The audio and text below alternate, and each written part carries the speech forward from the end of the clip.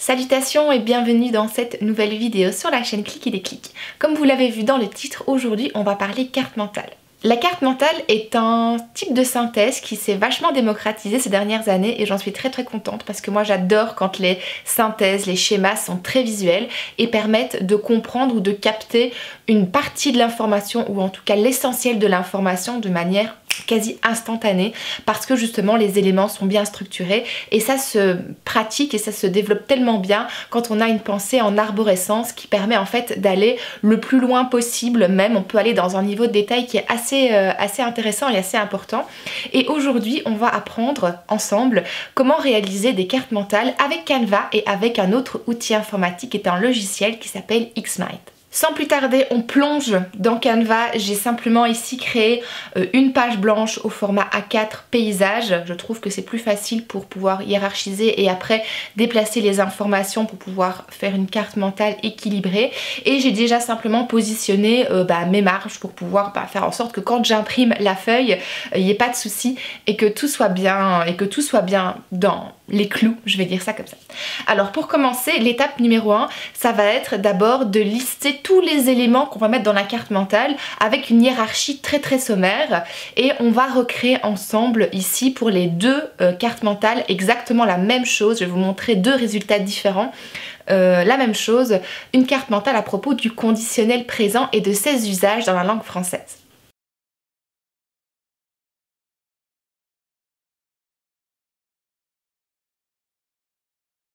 Mon titre c'est donc on utilise le conditionnel présent pour, c'est ce qui va se retrouver en niveau 1 ou en niveau 0 si vous voulez de ma carte mentale. Donc ça va être le titre le plus grand. Maintenant je vais créer les premiers éléments et les premières caractéristiques autour de ce concept, donc les usages du conditionnel présent.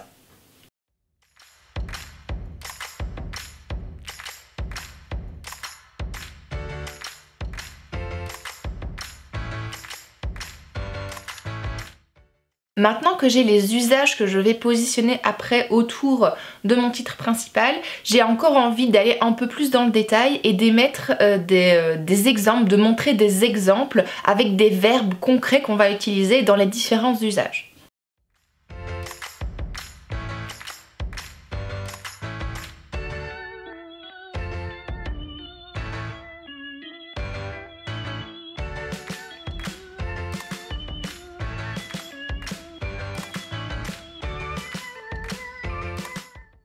À présent que j'ai fait le brouillon de ma carte mentale, je vais dupliquer ma page pour pouvoir agencer et faire des tests d'agencement entre les différents éléments.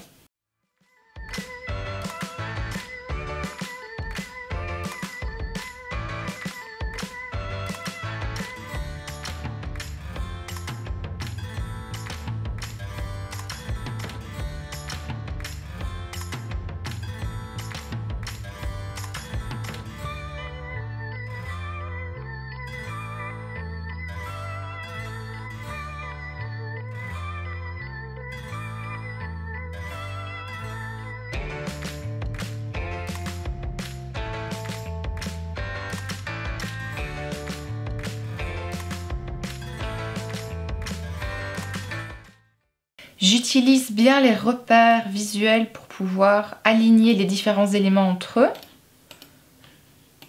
Pour les aligner, je peux aussi passer comme ceci, voilà. Voilà, et tant qu'on y est, voilà. Donc...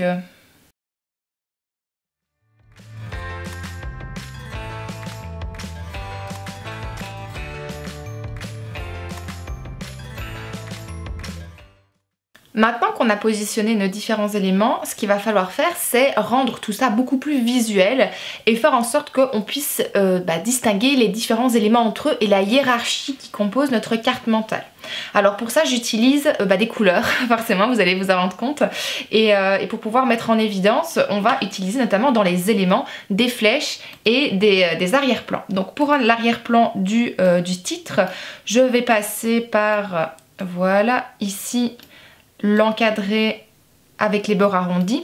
Je ne passe pas par l'effet du texte parce que le texte est sur deux lignes et moi j'ai envie d'avoir un encadré qui soit parfaitement bien mis et avec les bords comme j'ai envie qu'ils soient. Donc c'est exactement ça dont j'ai envie. J'ai pas du tout envie que ce soit un texte comme par exemple si je mets pour exprimer un souhait dans les effets, si je mets un arrière-plan en fait j'ai pas un encadré parfait. Donc ça j'ai pas envie d'avoir, donc c'est pour ça que je vais passer par l'élément, l'encadré que je vais mettre en arrière-plan. Et je vais jouer un petit peu avec la transparence. Voilà, hop. J'ai pas besoin que ce soit rose aussi flash. Et puis je vais grouper les éléments pour ne pas évidemment que ça bouge. Pour ne pas que ça bouge, en plus, ce que je vais faire, tiens, c'est le remettre bien au centre. Et je vais venir le verrouiller. Voilà, comme ça je sais que mon élément central, il n'y a pas de souci, il ne bougera pas. Alors, pour le reste, ce qu'on peut faire, soit vous repassez par, pareil, les petits encadrés, soit on peut passer par un effet de surlignage. Et donc pour ça, on tape Stroke dans la barre de recherche, j'affiche toutes les possibilités et là j'ai toutes les possibilités qui existent pour pouvoir mettre en évidence les mots que je veux mettre ici sur ma carte mentale. Comme j'ai à la fois des éléments qui sont sur une ligne et sur deux lignes, on va regarder après un effet qui soit finalement adaptable aux deux possibilités. Je pense que toi... oui, je peux changer la couleur et je vais le mettre, voilà, dans cette couleur-là. Je vais, pareil, mettre une transparence plus fine et je vais venir adapter la taille, voilà, comme ceci. Hop. Et on va venir le dupliquer et on va venir l'agrandir. Voilà, j'ai pas spécialement envie que ce soit très très grand. Position vers l'arrière. Et on va faire pareil du coup pour les autres éléments.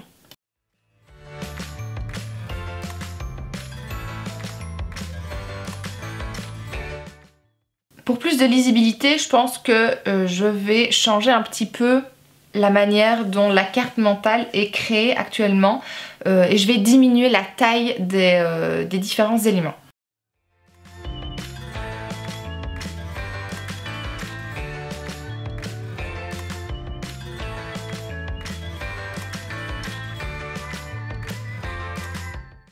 Et je vais déverrouiller mon titre et je vais légèrement le décentrer, sinon ce sera mal réparti et j'aimerais bien que ce soit un peu plus équilibré. Donc c'est pas très grave si c'est pas pile au centre, mais moi j'ai envie que ce soit quand même quelque chose d'équilibré. Donc voilà, alors à présent maintenant on va mettre des flèches et vous allez comprendre pourquoi j'ai pas créé chaque exemple, enfin j'ai créé des exemples de manière séparée. Donc j'ai mis je souhaiterais dans un bloc de texte, puis j'aimerais dans un autre bloc de texte, ça me plairait dans un autre bloc de texte. Pourquoi est-ce que j'ai pas tout mis à la suite? Vous allez comprendre maintenant pourquoi avec les flèches qu'on va créer dans éléments.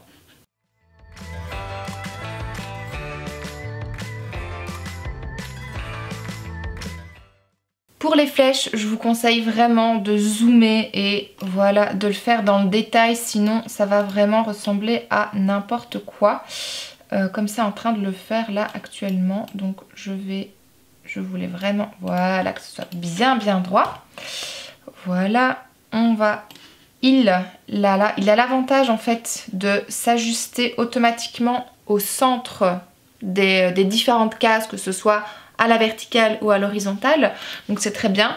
Ici si vous aimez ce style de flèche très droit, c'est très bien comme ça. Moi j'aime bien que ce soit un peu arrondi, donc on va faire des flèches coudées.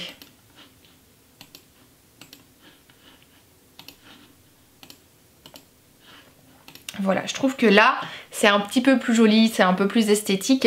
Et c'est ce qu'on va faire aussi pour les deux flèches d'après.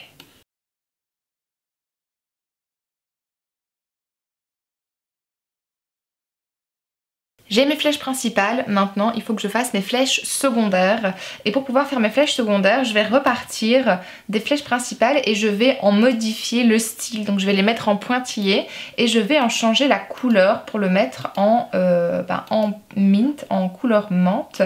Et vous allez voir du coup ce que ça va faire quand on va les relier aux différents exemples. Je me rends compte dans cet extrait que je ne vous ai pas du tout expliqué pourquoi j'avais choisi de séparer les différents éléments, les différents exemples en termes de verbes. Eh bien tout simplement parce que ça va me permettre de créer des flèches séparées qui soient parfaitement centrées et comme ça si jamais à un moment donné je veux bouger mon texte, eh bien ça va rester aligné avec les flèches que j'ai choisi de créer à partir du titre, par exemple exprimer un souhait ou bien conseiller. Donc c'est la raison pour laquelle j'ai choisi de séparer les éléments et pas de les regrouper.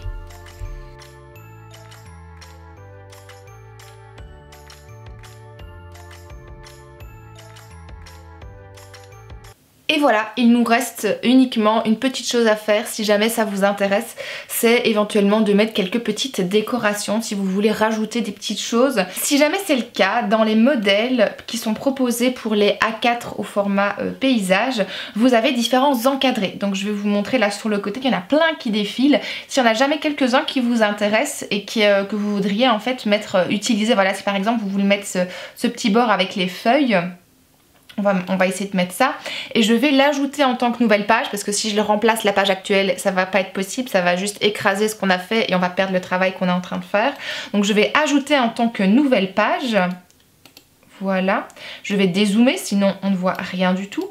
Et ce que je vais faire ici c'est tout sélectionner, faire Alt et puis prendre la petite poignée en bas à gauche, en bas à droite, en haut à droite ou en haut à gauche, peu importe, et venir élargir jusqu'à ce que mes marges soient, voilà, comme ceci, ce soit bien mis. Je vais grouper les éléments, je vais venir le copier, aller sur ma carte mentale, faire un coller, et puis le mettre à l'arrière-plan.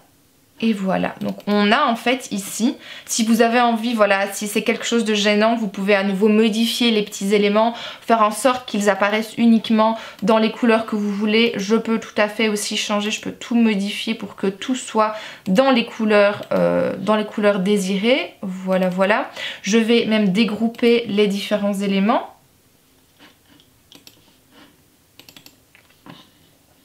Et venir limiter en fait l'impact des dessins sur la lisibilité de la carte mentale parce qu'on n'a pas du tout envie que la carte mentale soit illisible alors qu'on vient de passer des heures à la créer. Et je pense même que je vais supprimer celui-ci et je vais garder uniquement...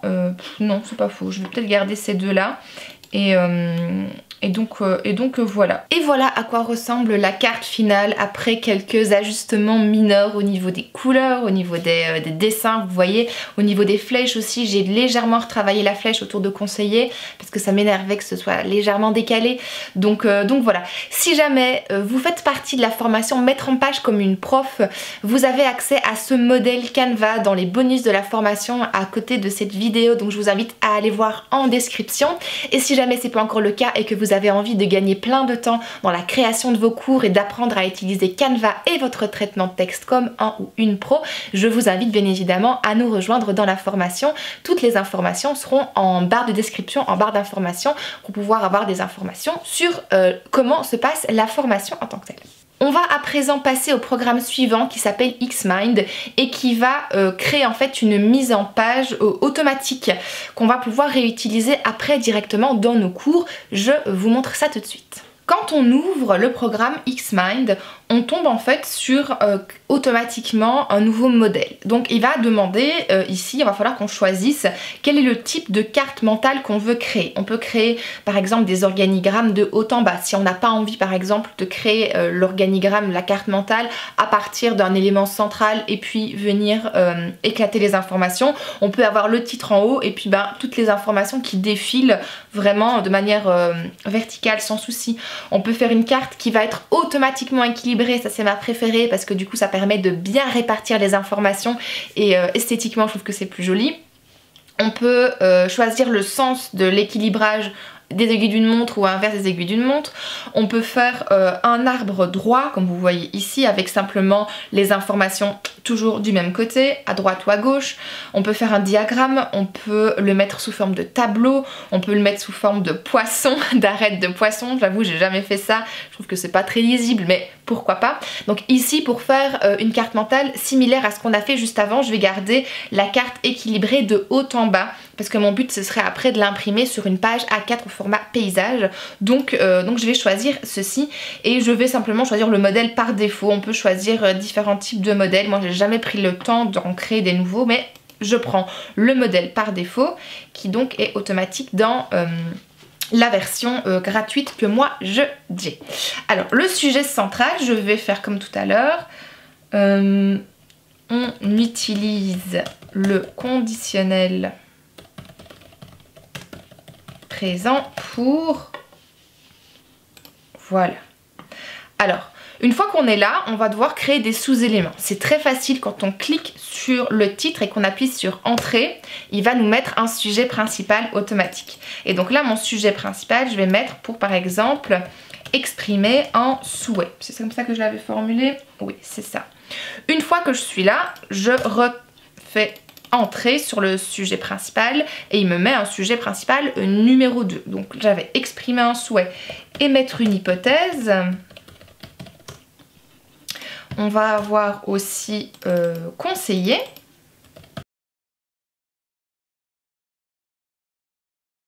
Alors vous voyez déjà là, c'est déjà vachement plus simple. Il suffit simplement de les encoder et il les classe, il met des couleurs tout seul. On peut changer les couleurs après sans avoir de soucis. Mais d'abord je vais en fait recréer la carte mentale avec les différents éléments qui sont associés à chaque fois. Si je veux insérer un sous-sujet à partir d'un sujet principal, comme par exemple exprimer un souhait, ici je vais mettre tous mes exemples comme j'ai fait tout à l'heure, je clique sur exprimer un souhait et je pousse sur le bouton Insert ou Entrée, insérer. Voilà, et là j'ai un sous-sujet numéro 1. Donc je vais mettre mon exemple.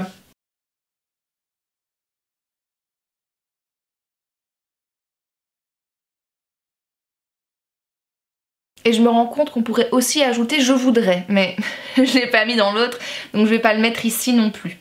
Je fais pareil avec émettre une hypothèse. Donc tout à l'heure j'ai mis si j'étais...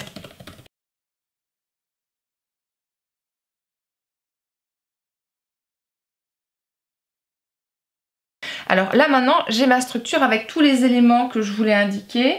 Et maintenant je vais un peu améliorer l'esthétique de la carte mentale, parce que là du coup si déjà on veut l'enregistrer et l'imprimer tel quel, bah, c'est quand même super clair. On peut effectivement voir que tous les éléments sont bien répartis, j'ai rien eu à faire, mais j'aimerais bien un petit peu changer les différentes, les différentes couleurs, etc. comme j'ai fait tout à l'heure, et c'est ce que je vais faire à présent. Donc ici dans la barre latérale de droite, vous voyez en fait qu'on peut changer la police, on peut changer si c'est en gras, en italique, en souligné, on peut changer la couleur du texte, on peut changer la forme en elle-même. Si on veut, on peut mettre une ellipse, on peut mettre un diamant, on peut mettre exactement ce qu'on a envie de mettre, un nuage si j'en ai envie. Voilà, il est un petit peu écrasé pour le coup, mais on peut mettre un petit peu ce qu'on a envie de mettre. On peut aussi simplement mettre l'élément en souligné sans souci. Donc voilà, un rectangle arrondi avec est-ce que les bords sont fins, moyens, gras, etc., etc. Il y a moyen de tout changer et c'est ce qu'on va faire maintenant. Donc je vais améliorer un petit peu tout ça, ça va être en accéléré et on va voir le résultat à la fin.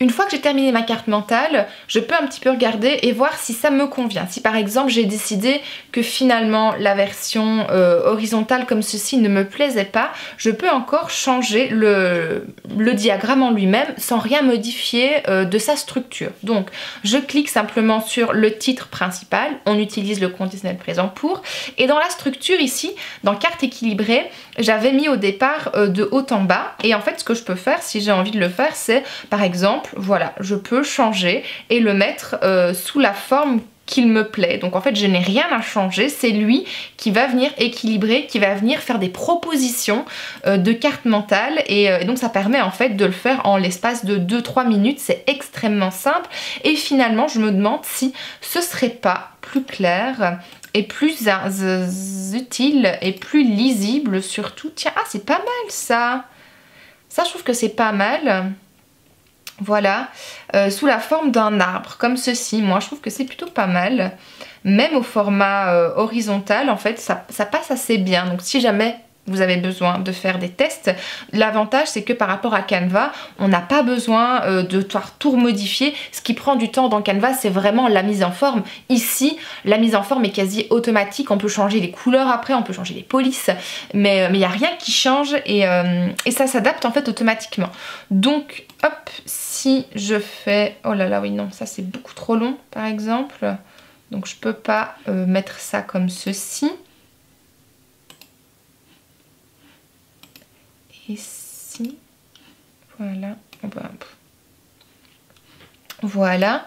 Et donc si je teste le modèle en arête de poisson, ça donne ceci. Donc voilà, ça peut être pas mal en effet. Je trouve que finalement c'est assez lisible, et on arrive quand même assez bien à comprendre ce qui était et ce qui est où. Par contre, il faut effectivement tourner la tête pour arriver à lire. Si je mets la tête à droite, c'est peut-être un peu plus clair. Non, en fait, c'est pareil.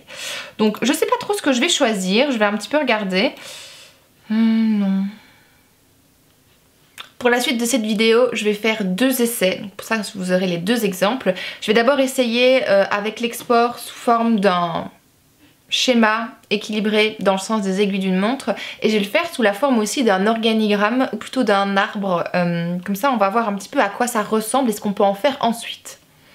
Voici donc la première version de la carte mentale sous forme d'un schéma équilibré, je pense dans le sens des aiguilles d'une montre ou dans le sens inverse des aiguilles d'une montre. J'ai fait tellement de tests, je sais plus lequel j'ai choisi. Mais donc quand il est en format horizontal, voilà ce que ça donne. J'aurais bien voulu qu'il prenne un peu plus de place au format vertical, mais c'était pas possible. En tout cas, j'ai pas réussi à le modifier comme tel dans l'application. Donc c'était pas faisable. Par contre, je trouve que si jamais on veut insérer dans notre cours au format portrait une carte mentale, la version d'arbre s'y prête vraiment bien. C'est celle que vous voyez à l'écran pour l'instant. C'est vraiment, je trouve que c'est beaucoup plus clair. On a toujours cette structure avec les titres, les sous-titres et puis les exemples. Je trouve que c'est beaucoup plus clair de le mettre comme ça, et c'est aussi beaucoup plus pratique que de le faire sous format horizontal, sauf si évidemment on a envie d'avoir une carte mentale qui prend tout l'espace, et ça c'est encore une autre possibilité. Donc voilà un petit peu les 2 possibilités que je vous propose avec le programme Xmind. L'avantage, c'est que clairement on peut modifier la structure, ça prend 2 secondes et on n'a plus qu'à choisir après ce qu'on a envie d'avoir en fonction des couleurs qu'on a choisies, des polices qu'on a choisies, et il n'y a pas besoin de refaire toute la structure contrairement à Canva. Un autre avantage, c'est que vous avez le programme sur votre ordinateur, donc en fait même si à un moment donné Xmind n'existe plus, vous avez quand même encore le programme et vous pouvez encore créer des cartes mentales en version gratuite. Il n'y aura pas de souci à ce niveau là, alors que si Canva plante, en fait vous pouvez perdre éventuellement ce que vous avez créé avec le logiciel, l'outil. Et voilà, cette vidéo arrive à sa fin. J'espère qu'elle vous a plu, que vous avez appris plein de choses. Dites-moi en commentaire quelle est la version, quelle option vous allez utiliser, ou Canva ou Xmind, pour créer vos prochaines cartes mentales. Je me réjouis de voir ça si jamais vous le faites. N'oubliez pas de me taguer sur les réseaux sociaux si jamais vous les partagez, tout simplement si vous partagez votre travail. Ça me fera très plaisir de les voir. En attendant, je vous invite toujours à vous abonner à cette chaîne si ce n'est pas encore fait, à liker cette vidéo, à me mettre un petit commentaire. Ça aide vraiment au développement de mon activité et de la chaîne, et à me faire découvrir auprès de nouvelles personnes. Donc si jamais vous aimez mon travail, n'hésitez pas à le faire, ça compte énormément pour moi. D'ici la prochaine vidéo, je vous fais plein de gros bisous, prenez soin de vous et à très bientôt. Salut!